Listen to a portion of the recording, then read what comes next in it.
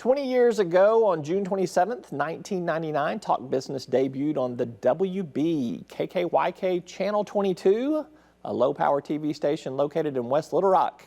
We moved on to Fox 16 for several years and then to KATV for the last 5 years. We've grown in Northwest Arkansas on KFSM and in Northeast Arkansas on KAIT. The first guest on the very first show was Lunsford Bridges, then CEO of Metropolitan National Bank.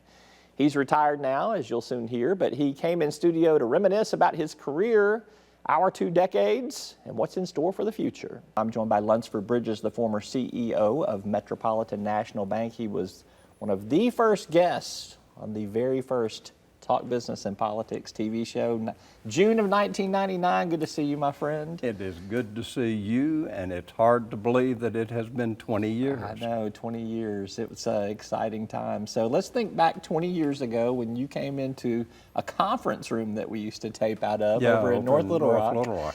The old Twin City Bank building, as a matter of fact. What was going on in banking 20 years ago? A lot of de novo banking at the time, and Little Rock was just a hotbed of upstart banking. It was, but you know, it probably is not a great deal of difference in the type of change then and what we saw somewhat prior to that, but certainly since with the amount of change. But I would say 20 years ago, banking was strong here. It has always been strong in Little Rock. We're very fortunate with that. But I guess the greatest change was seeing the acquisitions by out-of-state banks of our larger banks and the impact that had on this marketplace, which frankly gave greater opportunities to banks such as Metropolitan. That's right, it sure did. Which played well for us. Yeah, and now you see some of those younger banks from that time period are now acquiring a lot of banks nationally and out of Arkansas. You look at Home Bank Shares, you look at Simmons, you look at Bank OZK. I mean, those banks are all gobbling up banks. No, Arvest Bank's on a privately held front there. Which is great, and it gives them an opportunity to spread their wings, and they've done it quite successfully. Yeah. Banking's was a good career for you. We were talking a little bit before we got started. For folks that don't know your biography, you came out of what I call the Pine Bluff Mafia down there. There's a lot of business people in Arkansas that got their start in Pine Bluff or originated from Pine Bluff. And that's where you grew up. What was Pine Bluff like in the early career days for you? Oh, it was wonderful. An incredible place to grow up, to be educated. It was wonderful. I was there in banking for 21 years, and that was my home. Never thought I would ever leave Pine Bluff. I thought the state line ended at Pulaski, at Jefferson County lines. But had the opportunity to come up here, and I have loved Little Rock and the opportunities here. Yeah, it's been great. Tell me what you're doing. You've been retired for a few years. What are you doing in retirement? I know what the answer is to some of it, but I want to hear it from you. A little over 5 years ago, about 5.5 years ago, I retired, which we always think about. Someday we'll retire.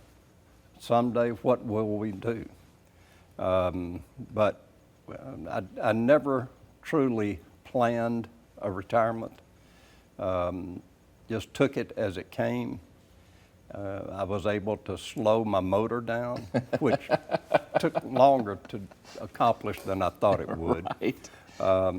But have loved it. And this is one of the rewards of retirement, not wearing a tie every day. I've got a couple ties offset here. If you just want to put one on. I'm allergic to them now. But it's been great up here. I'm spending a lot of my time in woodworking, and have developed a relationship with some great woodworkers, great people, great woodworkers. I spend certainly some time at home. Took a bedroom, made an office out of it. I've got a woodworking shop in the house, down in the extra space in the basement. I want to hear what project you're working. What woodworking project are you working on right now?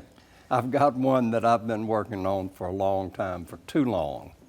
And I get teased about it quite a bit. But one thing about retirement, and in my case with woodworking, I don't take orders for outside work. I don't have deadlines, no deadlines. Don't ever ask me when the project's going to be complete. It'll get complete when I get through.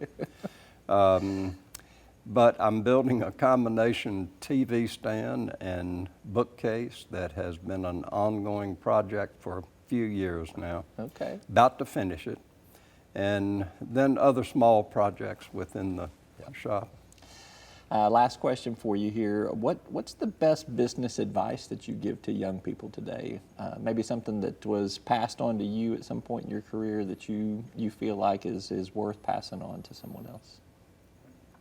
Well, it's hard to pick out one or two bits from a 50-year banking career, but